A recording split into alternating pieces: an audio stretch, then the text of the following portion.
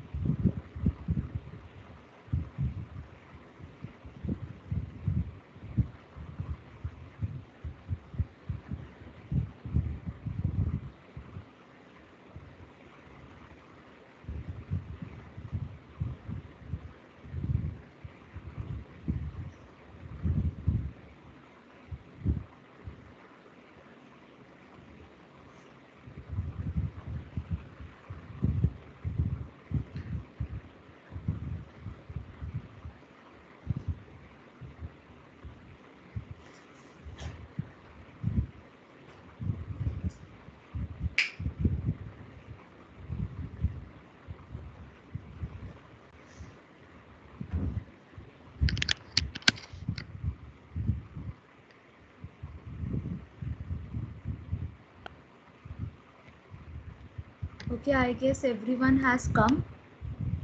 Shall we start? Yes, ma'am. Dermatitis. Dermatitis, also known as eczema, is the inflammation of the skin, typically characterized by itchiness, redness, and a rash. In cases of short duration, there may be small blisters, while in long-term cases, the skin may become thickened. The area of the skin involved can vary from small to covering the entire body. Okay. Now, last time when we were discussing about eczema, I told you that eczema is atopic dermatitis. But in some areas, some places, it is written that dermatitis is also known as eczema. तो कुछ scholars ऐसे बोलते हैं कि eczema सिर्फ atopic dermatitis है और कुछ ऐसा बोलते हैं कि पूरा डर्मेटाइटिस ही एक्जिमा होता है. ठीक है, dermatitis and eczema is same. See I will show you in the classification. There are several types of dermatitis including atopic, contact, stasis and seborrheic. Many use the term dermatitis and eczema synonymously. Synonymously मतलब कई जगह पर dermatitis और eczema एक सा ही माना जाता है, लेकिन कई जगह पर other use the term eczema to specifically mean atopic dermatitis. कई जगह पर एक्जिमा को सिर्फ एटॉपिक डर्मेटाइटिस माना जाता है. कई स्कॉलर्स जो है एक्जिमा को सिर्फ एटॉपिक डर्मेटाइटिस मानते हैं और कई स्कॉलर्स जो है एक्जिमा को ही डर्मेटाइटिस मानते हैं. In some languages dermatitis and eczema means the same thing. और कई जगहों पर डर्मेटाइटिस और एक्जिमा सेम चीज़ ही होती है और कुछ लैंग्वेजेस में dermatitis implies an acute condition and eczema a chronic one. तो कुछ जो स्कॉलर्स हैं वो मानते हैं कि डर्मेटाइटिस जो है एक्यूट कंडीशन है और एक्जिमा क्या है, वो क्रॉनिक कंडीशन है। समझ में आ रहा है आपको डिफरेंस एक्जिमा और डर्मेटाइटिस का? Basically there is no difference. Eczema और डर्मेटाइटिस में कोई डिफरेंस नहीं है। एक्जिमा और डर्मेटाइटिस एक ही चीज़ है कई जगह पर, लेकिन आपको ऐसा भी दिखेगा कि एक्जिमा को सिर्फ एटॉपिक डर्मेटाइटिस कहते हैं और कई जगह पर ऐसा भी दिखेगा कि जब क्रॉनिक कंडीशन होती है तब एक्जिमा कहते हैं और एक्यूट कंडीशन में डर्मेटाइटिस कहते हैं। Is that clear? So we are just going to focus on dermatitis. Eczema पे हम मतलब अभी जो है हम ये लेके चलेंगे कि डर्माटाइटिस और एक्जिमा एक सी ही चीज है। समझ में आ रही है बात? Yes ma'am.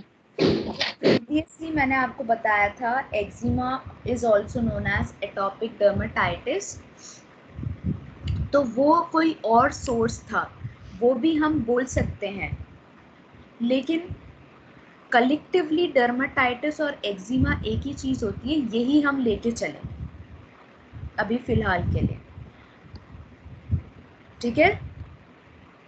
don't get confused. Dermatitis and eczema is same, but in some places you will find, if you type eczema or dermatitis on the internet or in your books and all, you will find that eczema is known as atopic dermatitis, और बहुत सारी जगहों पे आपको ऐसा भी दिखेगा कि डर्मेटाइटिस और एक्जिमा एक ही चीज़ है।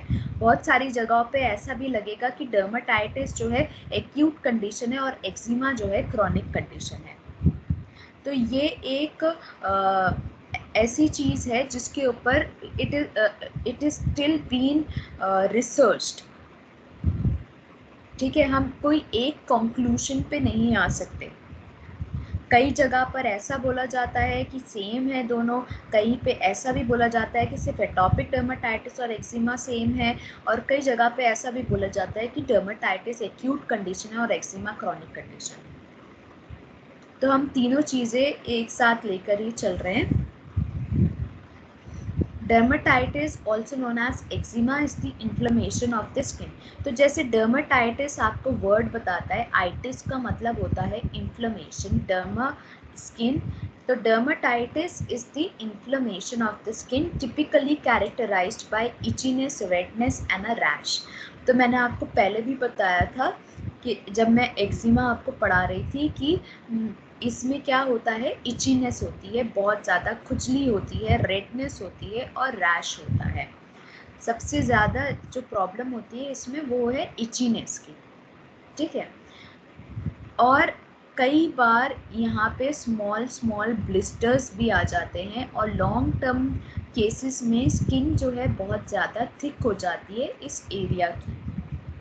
The area of the skin involved can vary from small to covering the entire body, और ये पर्सन टू पर्सन डिपेंड करता है। कई लोगों को डर्माटाइटिस जो है बहुत कम एरियाज में होता है बॉडी के, और कई लोगों को पूरी बॉडी में भी हो सकता है dermatitis. Is that clear? The definition and what is eczema and what is dermatitis? Yes ma'am. तो हम तीनों चीज़ों को कंसिडर करके चलते हैं कि डर्मेटाइटिस को कई जगह पर एक्जिमा भी बोला गया है, कई जगह पर सिर्फ एटॉपिक डर्मेटाइटिस को एक्जिमा बोला गया है, और कई जगह पर एक्यूट कंडीशन को डर्मेटाइटिस और क्रॉनिक कंडीशन को एक्जिमा कहा गया है। और इसमें जो सिम्टम्स है वो ये है, ज़्यादातर इसमें रेडनेस होती है, इचिंग होती है और रैश होता है। ठीक है, कई बार ब्लिस्टर्स भी होते हैं, और अगर ज़्यादा दिनों तक हो तो वो एरिया जो है थिक हो जाता है, स्किन का जो एरिया है वो थिक हो जाता है। Dermatitis symptoms vary with all different forms of the condition. They range from skin rashes to bumpy rashes or including blisters. तो बहुत सारे अलग अलग टाइप्स के डर्मेटाइटिस होते हैं, और अलग अलग टाइप में अलग अलग सिम्टम्स नजर आते हैं। ठीक है, कई बार स्किन रैशेस ही होते हैं सिर्फ, या फिर बम्पी रैशेस मतलब जो पैल्पेबल रैशेस होते हैं उस तरीके से रैशेस हो जाएंगे, या फिर ब्लिस्टर्स हो जाएंगे। तो हर बार इसके सिम्टम्स जो है डिफर करते हैं according to the type of dermatitis. ज़रूरी नहीं है सबको एक से ही सिम्टम नज़र आए, कई अलग अलग सिम्टम्स नज़र आते हैं, या तो स्किन रैश होता है, या बम्पी रैशेस होते हैं, या फिर ब्लिस्टर्स भी हो सकते हैं पेशेंट को। Although every type of dermatitis has different symptoms, there are certain signs that are common for all of them. और कुछ चीज़ें इसमें कॉमन होती हैं। वैसे तो कई जगहों पर डर्मेटाइटिस के सिम्टम्स अलग अलग होते हैं, कई डिफरेंट टाइप्स में, क्योंकि इसके अलग अलग क्लासिफिकेशन है, तो अलग क्लासिफिकेशन में अलग सिम्टम्स होते हैं, लेकिन कुछ कुछ सिम्टम्स हर क्लासिफिकेशन में सेम होते हैं। और वो कुछ सिम्टम्स में क्या क्या आता है? redness of the skin, swelling, itching, skin lesion, sometimes oozing and scarring। तो ये कुछ सिम्टम्स है जो हर डर्मेटाइटिस में आपको नजर आएंगे। समझ आ रही है बात? हर डर्मेटाइटिस में, डर्मेटाइटिस के बहुत सारे टाइप्स है, तो हर डर्मेटाइटिस के सिम्टम्स एक से नहीं होते, लेकिन कुछ सिम्टम्स हर डर्मेटाइटिस में नजर आते हैं, जैसे कि redness of the skin, swelling, itching, skin lesions with sometimes oozing and scarring. The symptoms of atopic dermatitis vary from person to person. The most common symptoms are dry, itchy, red skin. तो atopic dermatitis मैं आपको पहले भी पढ़ा चुकी हूँ, इसमें इची red skin हो जाती है जो ड्राई हो जाती है।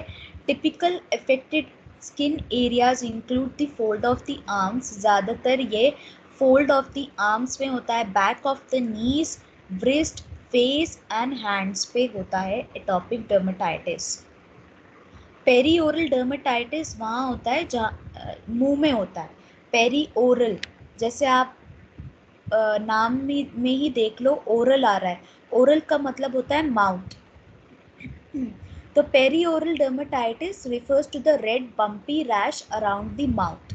माउथ में होता है ये red bumpy rash. Dermatitis herpetiformis symptoms include itchy, stinging and a burning sensation. herpes virus आपने सुना है? Yes, ma'am. Herpes simplex virus. तो हर्पीस में हर्पीस के सिम्टम्स क्या होते हैं? What are the symptoms of herpes? Herpes disease में क्या सिम्टम्स होते हैं?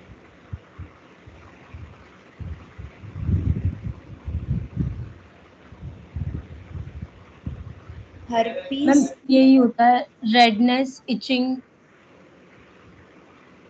और हर्पीस में हाँ रेडनेस होगी और बर्निंग सेंसेशन बहुत होता है, स्टिंगिंगनेस होती है।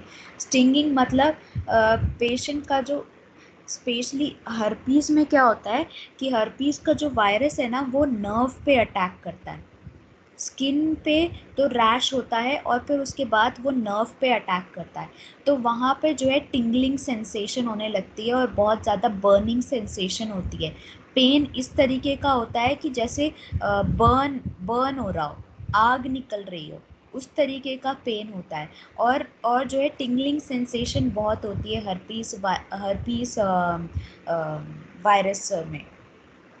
ठीक है, तो डर्मेटाइटिस हर्पेटिफॉर्मिस के जो थोड़े बहुत सिम्टम्स होते हैं वो भी सेम ही होते हैं, इसमें भी इचिंग और बर्निंग सेंसेशन होता है।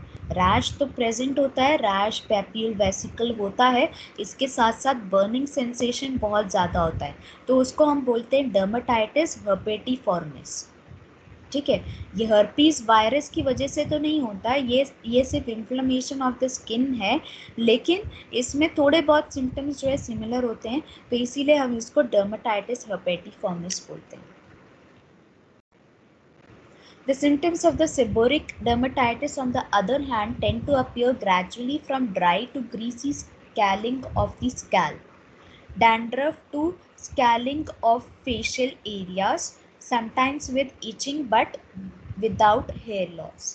तो सेबोरिक डर्मेटाइटिस में क्या होता है, ये जो डर्मेटाइटिस है ये सेबोरिक ग्लैंड का है, ठीक है। सेबोरिक ग्लैंड जो ऑयल प्रोड्यूस करती है स्किन में, उस ग्लैंड का ये डर्मेटाइटिस है, उस ग्लैंड का इन्फ्लेमेशन होता है। तो इसमें क्या होता है कि पहले तो ये स्कैल्प में नज़र आता है, ज़्यादातर स्कैल्प में जो हमारा सर है वहाँ पे नज़र आएगा, और वहाँ पे जो है ग्रीजी स्कैलिंग होगी। ग्रीजी स्कैलिंग मतलब डैंड्रफ की तरह बड़ा बड़ा जो है स्कैल्प में से कुछ निकलेगा, और फिर वही चीज़ जो है फेशियल एरिया से निकलने लगेगी, और कई बार पेशेंट को इचिंग होगी, बहुत ज़्यादा इचिंग। हेयर लॉस तो नहीं होगा लेकिन इचिंग होगी बहुत ज़्यादा, तो तब हम इसको बोलते हैं सेबोरिक डर्मेटाइटिस। कॉजेज़ क्या क्या होते हैं इसके? कॉजेज़ जो है, इसका कोई नोन कॉज नहीं है, there is no known cause of this. लेकिन हम ऐसा मान के चलते हैं कि एनवायरमेंटल फैक्टर्स और जेनेटिक फैक्टर्स की वजह से डर्मेटाइटिस होता है। बहुत सारी जीन्स इन्वॉल्व होते हैं, अलग अलग जीन्स इन्वॉल्व होते हैं, इनके म्यूटेशन की वजह से, जीन्स में जो म्यूटेशन होता है उसकी वजह से डर्मेटाइटिस होता है कुछ लोगों को, और कुछ लोगों को डर्मेटाइटिस नहीं होता। एनवायरमेंटल कंडीशंस, जैसे कि कुछ लोगों को एलर्जी बहुत जल्दी होती है, उनके पास आईजीई एंटीबॉडी बहुत ज़्यादा होती है। आईजीई एंटीबॉडी शोज़ कि person is having allergy. IgE antibody, हमेशा याद रखना, आईजीई एंटीबॉडी से पता चलता है कि अगर वो बढ़ी हुई है बॉडी में तो मतलब कि पेशेंट को बहुत ज़्यादा एलर्जी होती है। जो एस्थमा वाले पेशेंट्स होंगे उनकी भी आईजीई एंटीबॉडी ज़्यादातर बढ़ी हुई होती है, ठीक है। तो एलोजेंस की वजह से, डस्ट माइट्स की वजह से, पोलन्स की वजह से, इन सारे कुछ एनवायरमेंटल कंडीशन की वजह से, फूड एलर्जी की वजह से, पीनट की वजह से, कई सारे बच्चे ऐसे होते हैं जिन्हें पीनट से एलर्जी होती है, कुछ लोगों को एग से एलर्जी होती है। तो ये सारी एलर्जीज़ की वजह से, ये सारे एनवायरमेंटल कंडीशन की वजह से डर्मेटाइटिस हो सकता है। या फिर जैसे हमने कॉन्टैक्ट डर्मेटाइटिस में पढ़ा कि कॉन्टैक्ट डर्मेटाइटिस बहुत सारे डिटर्जेंट्स की वजह से होता है, किसी चीज़ के कांटेक्ट में आने की वजह से होता है कॉन्टैक्ट डर्मेटाइटिस। तो ये सारे कंडीशंस की वजह से डर्मेटाइटिस हो सकता है, इसका कोई एग्जैक्ट कॉज नहीं पता हमें। Is that clear? Yes, ma'am. एक और बार हम रिवाइज करते हैं यहाँ तक, फिर उसके बाद आगे बढ़ेंगे। डर्मेटाइटिस क्या होता है? डर्मेटाइटिस का मतलब है इन्फ्लेमेशन ऑफ द स्किन। कई बार डर्मेटाइटिस को ही एक्जिमा बोलते हैं, कई बार सिर्फ एटॉपिक डर्मेटाइटिस को एक्जिमा बोलते हैं, कई बार एक्यूट कंडीशन को डर्मेटाइटिस बोलते हैं, और क्रॉनिक कंडीशन को एक्जिमा बोलते हैं। Is that clear? इसमें Yes, क्या होता ma'am. है, ज़्यादातर इचीनेस होती है, रेडनेस होती है, रैश होता है, कई बार ब्लिस्टर्स भी नज़र आते हैं, और लॉन्ग टर्म केसेस में स्किन जो है बहुत ज़्यादा थिक हो जाती है। ये अलग अलग जगहों पे निकलता है, और कई बार तो ये बॉडी के छोटे से एरिया में निकलेगा, और कई बार पूरी बॉडी में भी हो सकता है डर्मेटाइटिस। इसके साइन एंड सिम्टम्स वैरी करते हैं हर क्योंकि बहुत सारे टाइप्स के डर्मेटाइटिस होते हैं, तो हर टाइप में अलग अलग साइन एंड सिम्टम्स होते हैं, लेकिन कुछ साइन एंड सिम्टम्स सिमिलर होते हैं हर टाइप में, जैसे कि इचिंग हो गया। इचिंग ज़्यादातर हर एक डर्मेटाइटिस में होगा। स्वेलिंग हो गया, रेडनेस ऑफ द स्किन हो गई, स्किन लीशन हो गए, ये सारी चीज़ें जो हैं ज़्यादातर डर्मेटाइटिस में नज़र आएंगे, चाहे वो किसी भी टाइप का डर्मेटाइटिस होने दो। ऊजिंग होने लगेगा, कुछ निकलने लगेगा, या तो अगर ब्लिस्टर्स है तो पानी पानी सा ऐसा निकलने लगेगा, और स्कारिंग होगी, स्कार फॉर्मेशन हो जाएगा वहाँ पे। जो एटॉपिक डर्मेटाइटिस होता है उसमें स्किन ड्राई, इची और रेड हो जाती है। ये ज़्यादातर फोल्डेड एरियाज में निकल के आता है। पेरीओरल डर्मेटाइटिस में रेडनेस, बम्पी रैश निकल के आते हैं माउथ में। डर्मेटाइटिस हर्पेटिफॉर्मिस में बर्निंग सेंसेशन होता है, पेशेंट को स्टिंगिंग होती है और इचिंग होती है। पैप्यूल्स और वेसिकल्स भी नज़र आते हैं। The symptoms of seborrheic dermatitis, seborrheic dermatitis में स्कैल्प में ज़्यादातर ये होता है। ये सेबोरिक ग्लैंड में होता है जो ऑयल प्रोड्यूसिंग ग्लैंड है, और ज़्यादातर ये हेड में होता है। और यहाँ पे ग्रीसी स्केलिंग होने लगती है, मतलब स्कैल्प में से जो है स्केल से निकल के आएंगी, ग्रीसी होंगे जो, ऑयली होंगे जो। और कभी कभी फेशियल एरियाज में भी ये निकल के आने लगते हैं, और इसकी वजह से कभी कभी पेशेंट को इचिंग होती है। कॉजेस इसका कोई नोन कॉज नहीं है, और ये ज़्यादातर एनवायरमेंटल फैक्टर्स और जेनेटिक फैक्टर्स की वजह से हो सकता है। डायग्नोस्टिक इन्वेस्टिगेशन में diagnosis of eczema is based mostly on the history and physical examination. ज़्यादातर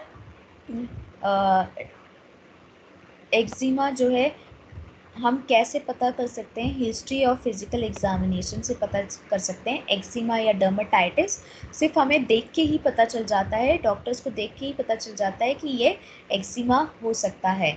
इसके अलावा हिस्ट्री में हम पेशेंट से पूछते हैं कुछ खाने की वजह से हुआ, कुछ पहनने की वजह से हुआ, इचीनेस तो नहीं है, ज़्यादा खुजली तो नहीं है, ये सारी चीज़ें हम हिस्ट्री में पूछते हैं। और फिजिकल एग्जामिनेशन में हम सिर्फ एग्जामिन करने से हमें पता चल जाता है कि पेशेंट को शायद ये डर्मेटाइटिस है। इसके अलावा हम स्किन बायोप्सी कर सकते हैं।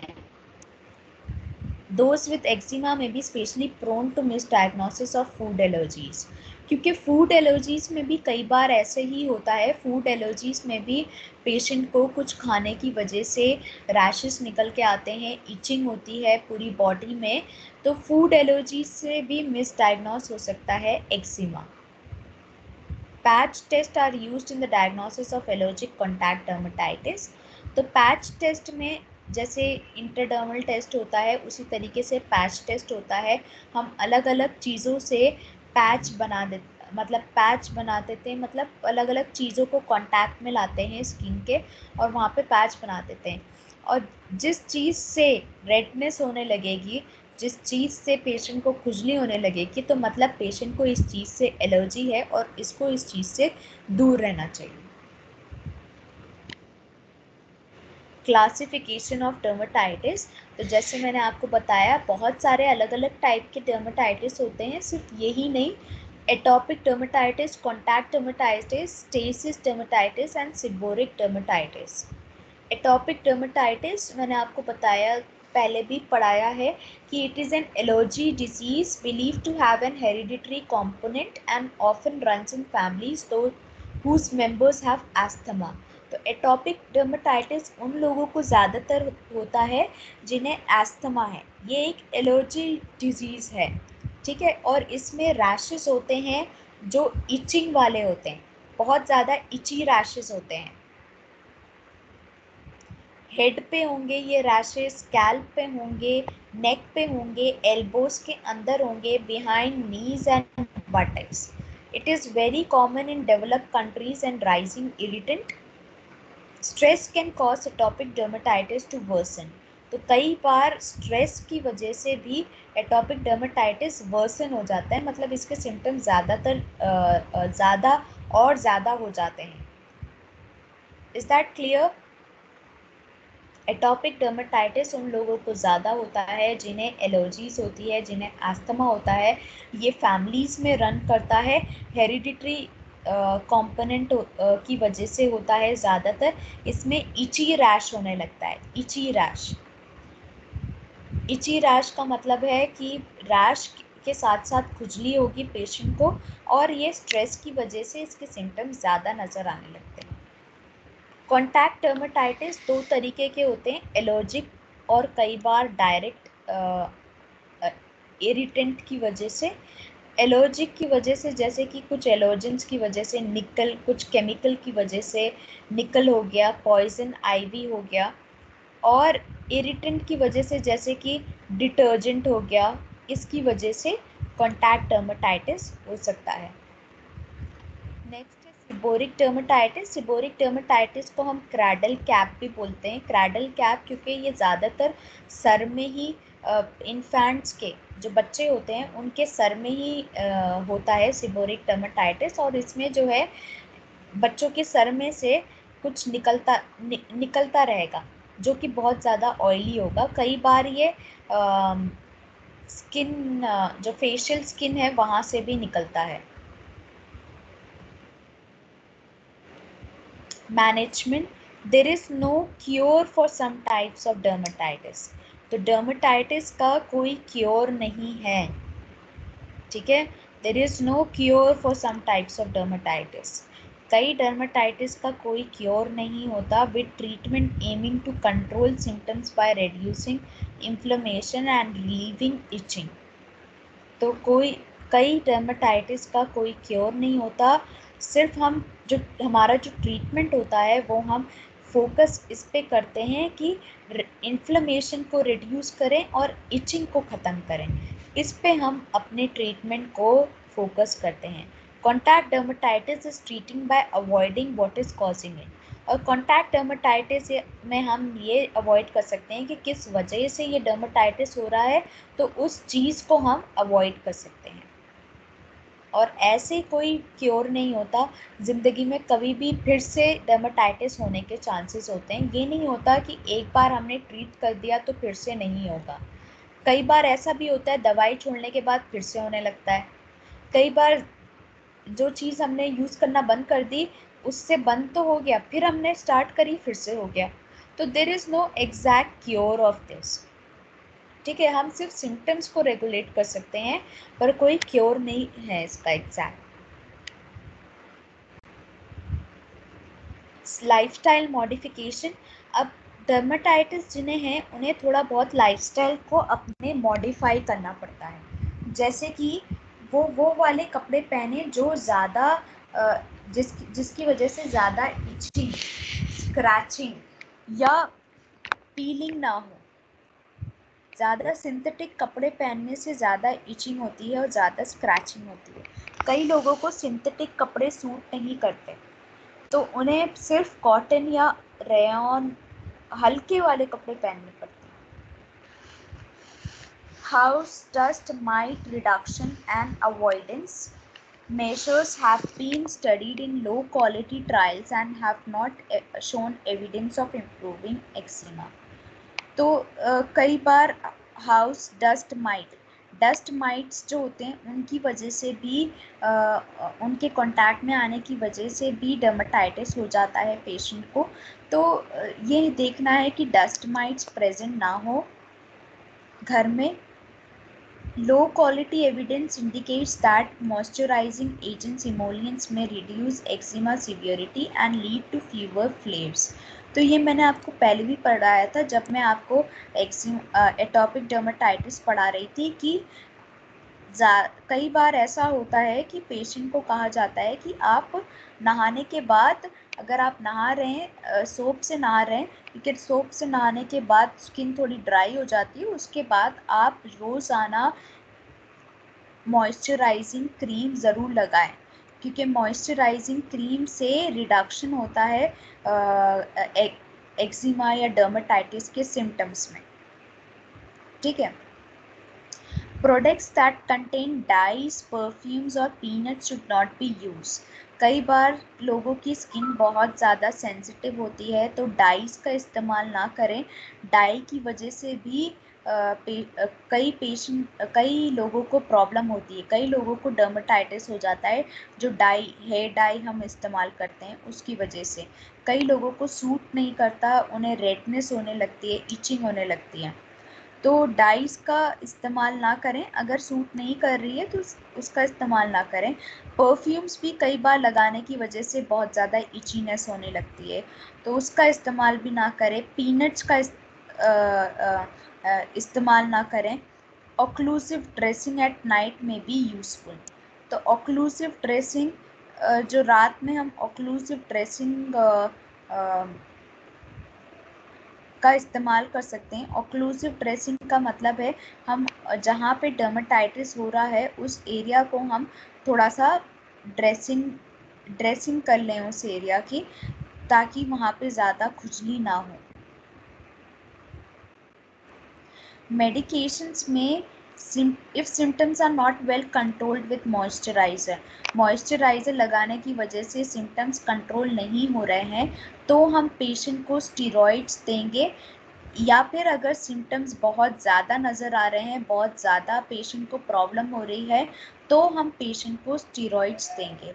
कॉर्टिकोस्टीरॉइड्स are affecting in controlling and suppressing symptoms in most cases.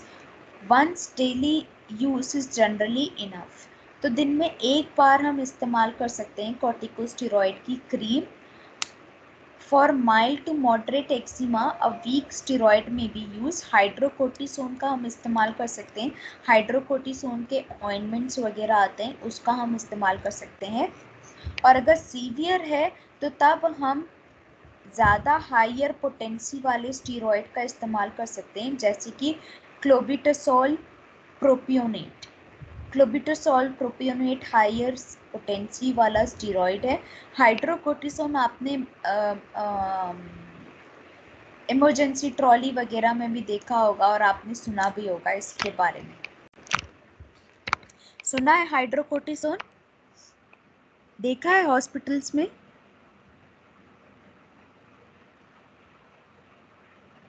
देखा है किसी ने हाइड्रोकोर्टिसोन?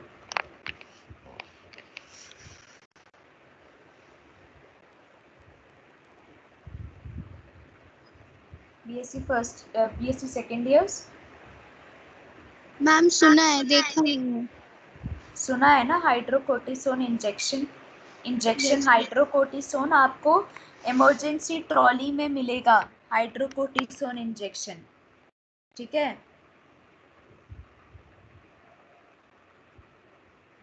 इन सीवियर केसेस, और अगर बहुत ज़्यादा सीवियर केस है, पूरी बॉडी में हो चुका है डर्मेटाइटिस, तो उस केस में हम ओरली या फिर इंजेक्टेबल फॉर्म दे सकते हैं कॉर्टिकोस्टेरॉइड का, ताकि जल्द से जल्द इम्प्रूवमेंट हो सके। लेकिन अगर बहुत सीवियर केस नहीं है, छोटी सी जगह पे है, तो तब हम टॉपिकल दे सकते हैं। There is no problem in giving topical corticosteroids या टॉपिकल मेडिकेशन ओवर हियर। ज़्यादातर हम टॉपिकल ही देते हैं। बहुत ज़्यादा सीवियर केस होता है तब जाके हम ओरल या इंजेक्टेबल फॉर्म में देते हैं।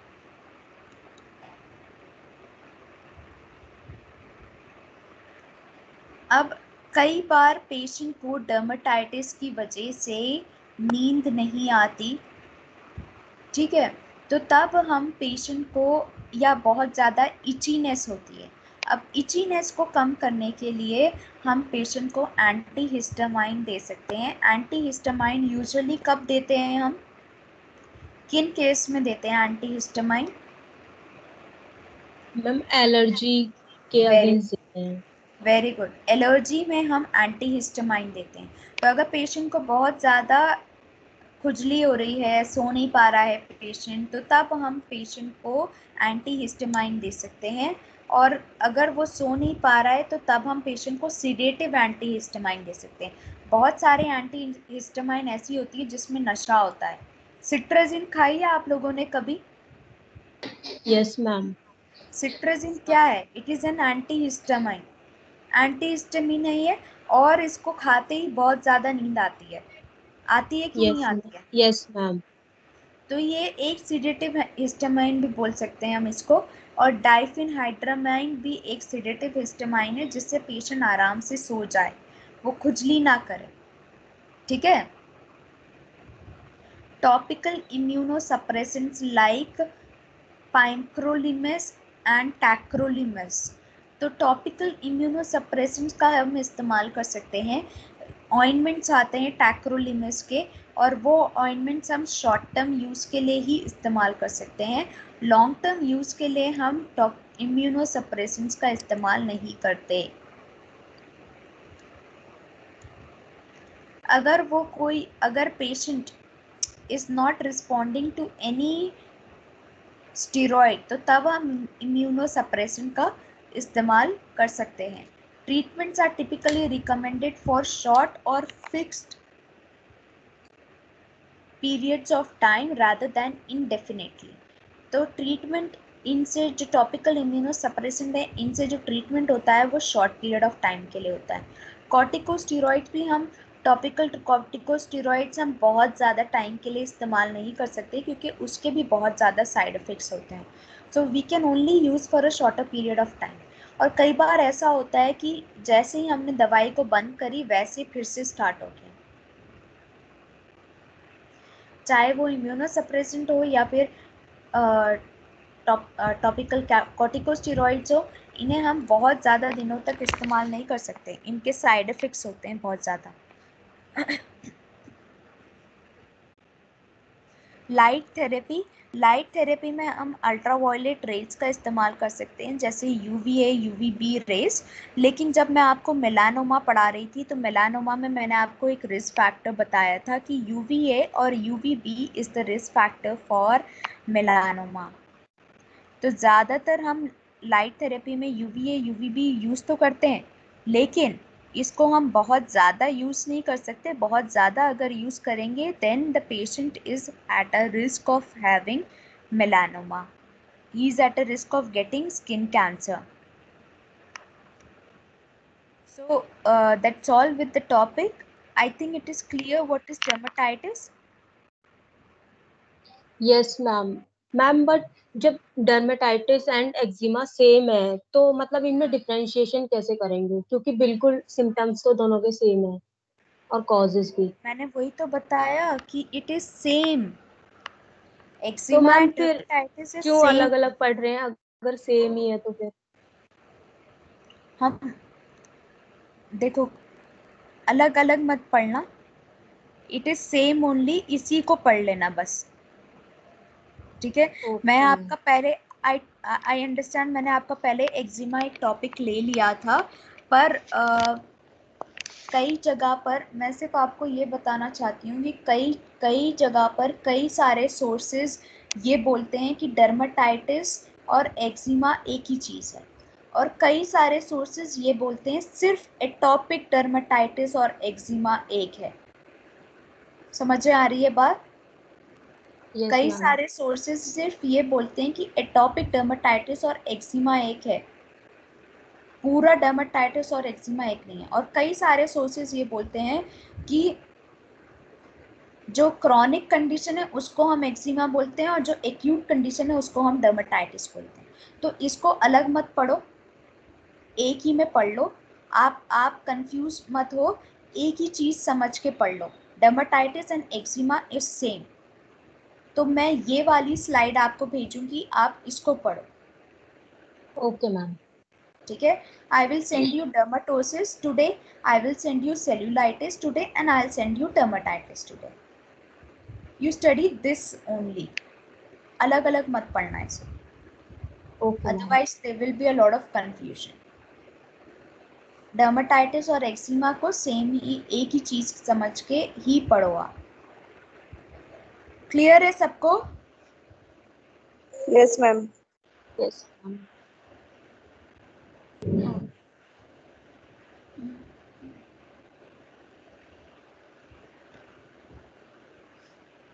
कोई डाउट है तो पूछ लो, and if there is no doubt then I will start asking question.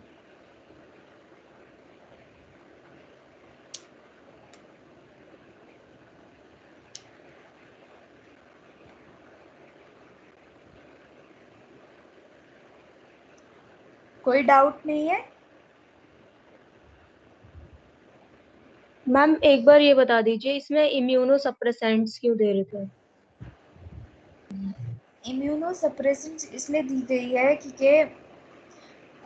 कई पेशेंट्स को जो है के ऊपर जो है स्टेरॉइड्स काम नहीं करती. और इम्यूनोसप्रेसेंट्स क्या, बेसिकली एलर्जी में क्या होता है, what happens in allergy? Allergy में इम्यून सिस्टम हाइपर एक्टिव होता है. What is allergy? एलर्जी क्या है? It is the hyper sensitivity of the immune system yes ma'am. Hyper sensitivity होती है, allergy is nothing but the hyper sensitivity reaction of our immune system. तो allergy, dermatitis भी क्या है, ये ज़्यादातर एलर्जी की वजह से ही होता है डर्मेटाइटिस। जैसे मैंने बताया, atopic dermatitis is because of allergy और एनवायरमेंटल फैक्टर्स की वजह से ही ये डर्मेटाइटिस होता है। कई बार जेनेटिक रोल भी होता है इसमें, पर कई बार इसमें जो रोल होता है वो एलर्जी ही होता है। तो एलर्जी की वजह से जब ये हो रहा है तो इम्यून सिस्टम को ज़्यादा हम हाइपर एक्टिव नहीं होने देंगे, उसको थोड़ा सा सप्रेस करने के लिए हम टॉपिकल इम्यूनोसप्रेसेंट्स दे सकते हैं। Is that clear? Yes ma'am. और कोई डाउट है? नो मैम, क्लियर है।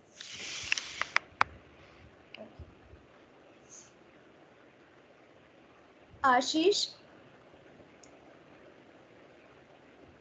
Ashish is there? Yes, ma'am. Ashish, what are the signs and symptoms of dermatitis in general? अलग अलग के नहीं, in general.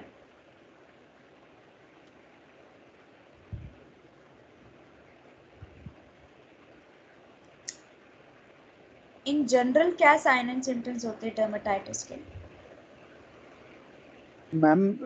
मैम रैसेस हो जाते हैं, मैम ब्लस्टर हो जाते हैं, मैम स्वेलिंग हो जाती है, हो जाती है, swelling हो जाती है, और मैम ब्लस्टर, रैसेस। blisters. अच्छा, हाँ जी, और हाँ जी, रैसेस, हाँ, skin skin rashes. redness, rashes, और हाँ जी, हाँ जी, बम्पी रैसेस है मैम, हाँ, हो जाते हैं। और सबसे इम्पोर्टेंट वाला साइन एंड सिम्टम क्या है? सबसे इम्पोर्टेंट क्या होता है? इचीनेस। यस मैम, ईचिंग, क्या मतलब स्वेलिंग। होता है इचीनेस का आशीष? मैम खुजली। इचीनेस मतलब what do you mean by itchiness?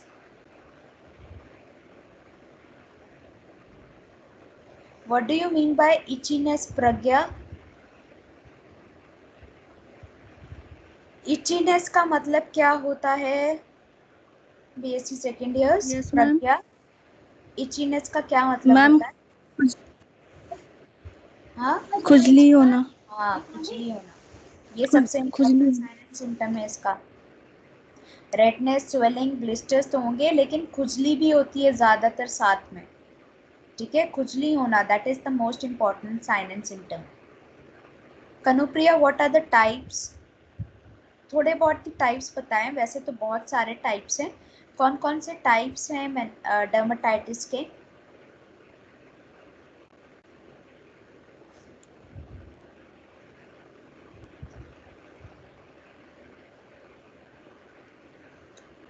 Kanupriya, कौन कौन से कॉमन टाइप्स है डर्मेटाइटिस के?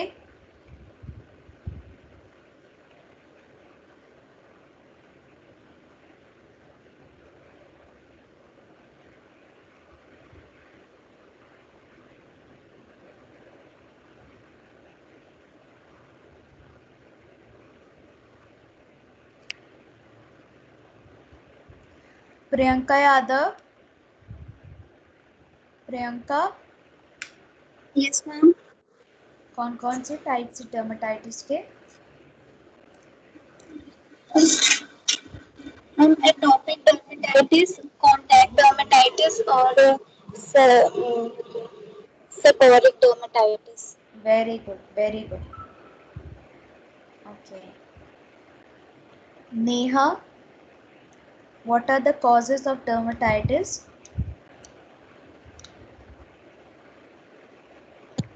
Allergens, hmm, microbes, irritants, including soap, detergent, हाँ, or hot and cold temperature, hot and cold temperature. Environmental factor में हो सकता है। No, hot and cold temperature कभी नहीं होता। डस्ट माइट्स हो सकते हैं, पोलन ग्रेन्स हो सकते हैं, ये सब हो सकता है। हॉट एंड कोल्ड टेम्परेचर की वजह से डर्माटाइटिस नहीं होता। और जेनेटिक। हाँ, जेनेटिक, वेरी गुड।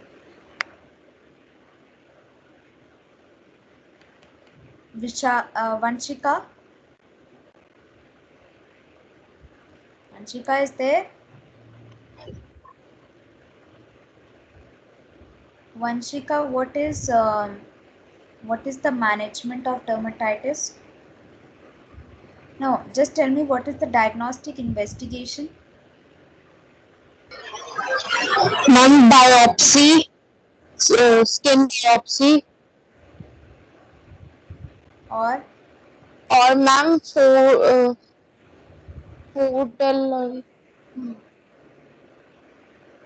क्या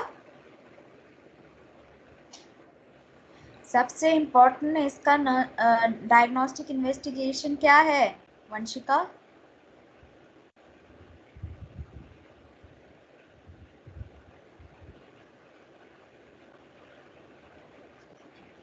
सबसे इम्पोर्टेंट इसका इन्वेस्टिगेशन ये है कि हिस्ट्री एंड फिजिकल एग्जामिनेशन, उसके बाद आता है बायोप्सी, पैच टेस्ट वगैरह वगैरह।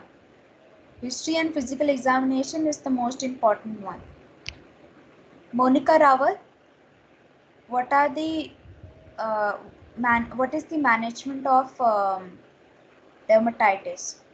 लाइफस्टाइल मॉडिफिकेशन बताओ सिर्फ मुझे, क्या क्या लाइफस्टाइल मॉडिफिकेशन कर सकता है? Yes ma'am. लाइफस्टाइल मॉडिफिकेशन क्या क्या कर सकता है डर्मेटाइटिस के लिए? Ma'am clothes, ma'am, people can wear clothes that can manage itching. Okay, ma'am house dust might reduction कैसे यूज कर सकते हैं? Okay, good. और मैम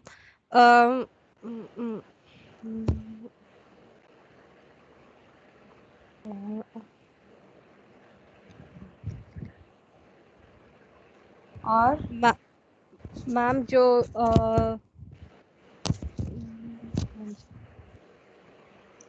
हाउस माइट रिडक्शन हो गया, और क्या बताया आपने मुझे? मैम जो इचिंग क्लोथ्स वेयर कर सकते हैं जो इचिंग ना ना कॉज करे। कॉज करे। उसके बाद क्रीम, रोज़ाना क्रीम लगाना है, मॉइस्चराइजर्स लगाना है ताकि सिम्टम ज़्यादा ना दिखे। और एक और चीज़ मैम बताएं। वो प्रोडक्ट यूज नहीं करने लाइक हाँ, और कुछ फूड एलर्जेंस को अवॉइड करना है, प्रोडक्ट यूज़ नहीं करना है। ओके,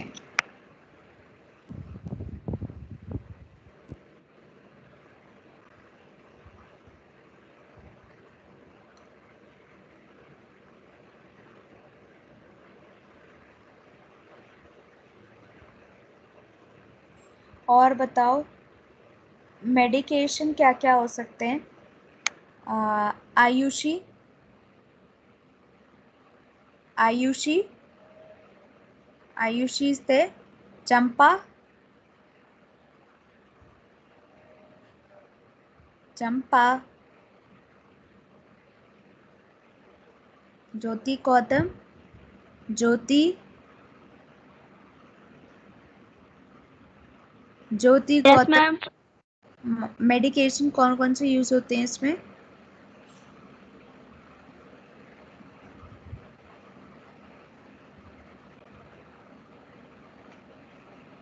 ज्योति, Kanupriya yes ma'am. Kanupriya, ma'am पहले आवाज नहीं आ रही थी जब आपने टाइप्स पूछा था। अच्छा, मैम इसमें हम कॉर्टिकोस्टेरॉइड्स दे सकते हैं, हाइड्रोकॉर्टिसोन दे सकते हैं, हाँ, और मैम जैसे कॉर्टिकोस्टेरॉइड्स ओरल और इंजेक्टेबल दोनों दे सकते हैं। हाँ, और एक क्लोबेटेसोल। क्या? क्लोबेटेसोल क्लोबिटेसोल क्या है? मैम एक स्टेरॉइड है, उसका पोटेंसी हाई रहता है, अच्छा, उसको सीवियर केसेस में दे सकते हैं। ओके। और मैम और कॉर्टिकोस्टेरॉइड्स के अलावा? मैम और इम्यूनोसप्रेसेंट्स दे सकते हैं इम्यूनोसप्रेसेंट्स दे सकते हैं, ओके। और मैम, और इसमें एंटीहिस्टामिन्स दे सकते हैं। हाँ, very good, okay, very good. और इसके अलावा और कौन सी थेरेपी देते हैं मैनेजमेंट में? Ma'am light therapy. Very good, light therapy, okay.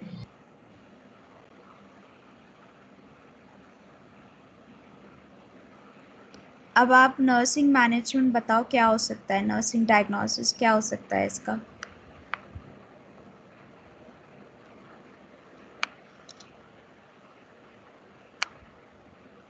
क्या हो सकता है नर्सिंग? Impaired skin integrity. हाँ, ठीक है।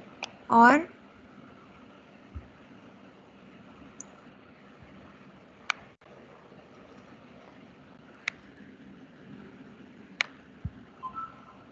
इम्पेयर्ड स्किन इंटीग्रिटी हो सकता है। और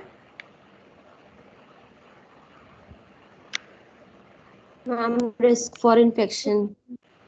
रिस्क फॉर इन्फेक्शन हो सकता है। और डिस्टर्ब बॉडी इमेज।